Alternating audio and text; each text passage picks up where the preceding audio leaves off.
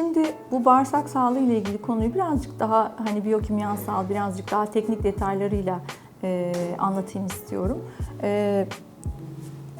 Şimdi bağırsakların bariyer olarak, yani dışarıyla bizim aramızdaki sınır olarak önemli olduğunu, o bariyer yüzünden de bizi korumak için bağışıklık sisteminin, koruyucuların, kolorduların orada olduğunu söyledik. Ve çok geniş bir yüzey olduğunu söyledik. Şimdi o çok geniş bir yüzey ne demek? Esasında söylediğim gibi bağırsaklar şu şekilde villuslara sahip. Yani sürekli böyle bir girinti çıkıntısı var. Böyle bir girinti çıkıntısı yetmediği gibi bu girinti çıkıntıların üstünde de girinti çıkıntılar, pililer var. Şimdi bağırsak böyle bir şey. Bunlar iki tarafta da böyle. Ve işte bu bizi oluşturan, içimizden geçen boru değil mi? Yiyecekler buradan gidecek dışarıya doğru. Şimdi bu bağışıklık hücreleri buralarda bekliyor. Onları maviyle yapalım, iyi adamlar diye. Buralarda onlar bekliyor. Ve içeriye gelenleri ölçmek istiyorlar ki vücut için uygun mu diye. Tamam. Biz eğer bizim yaptığımız ve yapmadığımız, diyelim ki neler olabilir bizim için uyumsuz olan yiyecekler. Diyelim ki toksik materyal içeren yiyecekler kullanıyoruz. Nedir bunlar? İşte sentetik kimyasallar kullanıyoruz, plastik kaplardan su içiyoruz, barbekü yaptığımızda bile yanma aslında toksik materyal çıkarıyor. Antibiyotikler mesela onların gerektiği zaman anlamlı kullanacağız ama onlar yine de bir kimyasal artık bırakıyorlar. Sonra sentetik gıdalarda mesela hazır gıdaların içerisinde koruyucular var. Mesela maya, mantar vücudun içerisinde çoğalabiliyor değil mi? Sadece ayak parmağımızdaki mantar demek değil. İçeride de oluyor onlar. Onlar olabiliyor. Sonra biz yeterince sindirememiş olabiliyoruz. Sindirim eksik, yani nedir o? Çiğneme eksik özellikle. Ya enzim eksiktir, pankreasta, safrada enzimler eksiktir ya çiğnememiz eksiktir. Mide asidi düşük olabilir. Midede HCl diye bir şey var, o düşük olabilir. Bunların hepsi aslında mesela bir tane elma yemiş olsak, elmamızı çiziyorum arkadaşlar, kalp gibi oldu. Bu elmamızdan bir ısırıkçık alsak şuradan, eğer biz bunu yeterince midede asit yoksa sindirmekte zorlanıyoruz. Az çiğnediysek gene büyük partiküllü oluyor, midede yoruluyor.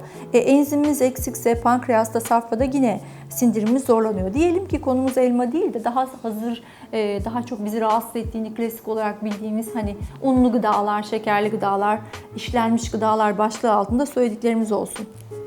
Onlardan bir tanesini yediğimiz zaman onun içerisindeki yapı taşlarını zaten iyice ayırmamışsın. Onlar zaten zararlı, bir de yapı taşlarını ayırmamışsın. Bunların geldiği durumda vücudun içine mesela o elmacığımız gelmiş olsun ve o yeşil elmacık parçalıkları olsun. İyi şeyleri yeşille çizelim.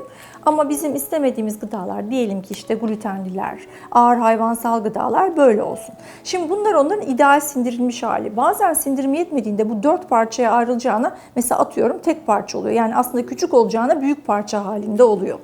Şimdi normalde şuradaki bağışıklık mesela eskiden tek parça gelse bunu almamayı biliyor. Çünkü küçücük bu. Ama 4 parça geldiğinde bunu tanıyamayabiliyor. Yani yukarıdan sindirimde eksiklik olduğu zaman, mideden gelen sindirimde eksiklik olduğu zaman sindirmemiş olmak bile hem iyi hem kötüyü kötü sınıfa sokuyor. Yani elmayı da kötü sınıfa sokabilir anlamında, kurabiyeyi de kötü sınıfa sokabilir anlamında söylüyorum. Çünkü küçücük parçalara ayrılmadan eski tanışıklık olarak vücut onu hatırlamayabilir. Zaten anne sütünden sonra normal beslenmeye bebek hep alıştıra geçmiyor mu? Yani bağışıklığa öğretiyorsun. Bak bu iyi bir şey, bunu al vesaire diye ve çocuğa işte ne bileyim püre gibi veriyorsun, çiğnenmiş yani iyice sindirilmiş vermeye çalışıyorsun ki vücut tek tek öğrensin diye.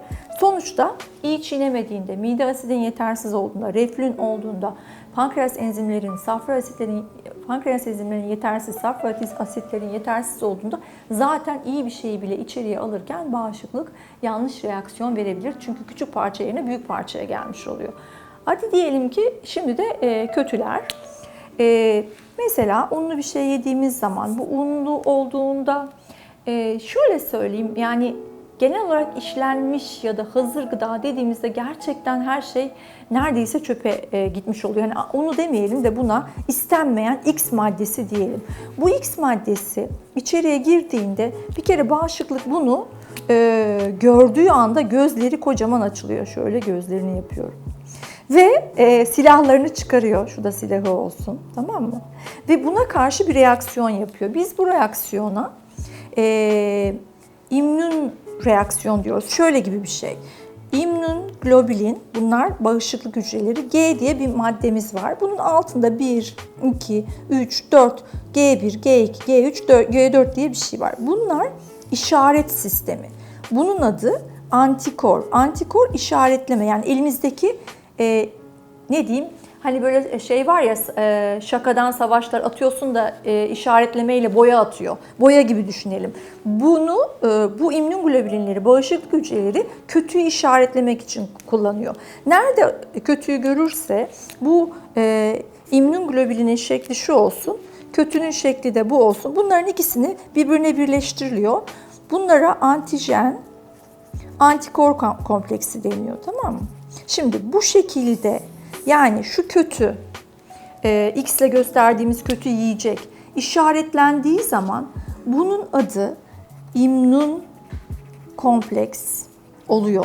Ve işte bütün baş belası olan otoimmün hastalıklarda, yiyecek meselelerinde vesairede asıl derdimiz bu.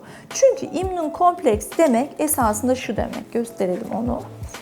Eğer bir X maddesi, şekli şöyle olsun, bağışıklık tarafından beğenilmedi ve ona hemen bu anahtar kilit şekliyle Lego gibi bir antikor oluşturuldu mu? Bu artık immün kompleks oluyor ve bunun anlamı şu, bunun verdiği sinyal vücuda ne olursa olsun bunu yok et demek. Bu vücudun içinde dolaştığı sürece bunun bir şekilde yok edilmesi lazım. Bunun zararlı olduğunu artık işaretledi vücut. Bu kötü dedi. İşte bu immün komplekslerin sayıları artıyor ve yok edilmek üzere nereye çökerlerse, hangi yok edilme alanına girerlerse, şöyle bir hapse atıyor bunları diyelim bir dokuda, orada savaş başlıyor ve o savaşın karşılığında hasarlanma oluyor. Dönelim bağırsaklarımıza. Bu immün kompleksler tabii ki en yakın buralarda olacak. İşte buralar bunlarla doluyor. Bağışıklığın hemen etrafı buralara çöküyor. Şimdi vücut onları yok etmek için savaş yapacak ya. Buralarda yaptığı savaşın sonunda bizim bu birbirine yapışık, sıkışık, güvenlikli bağırsakçıklarımız şöyle olmaktan bunlar düzleşmeye başlıyor. Araları açılıyor. Buralarda delikler olabiliyor. Değil mi?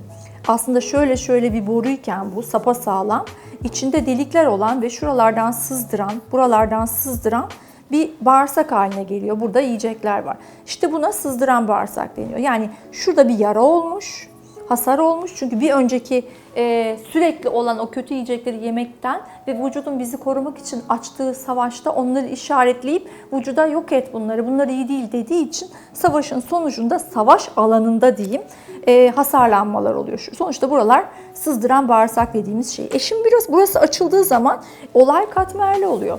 Daha önce sadece sınırda olan savaş içerisi delik olduğu için içeriye taşınıyor.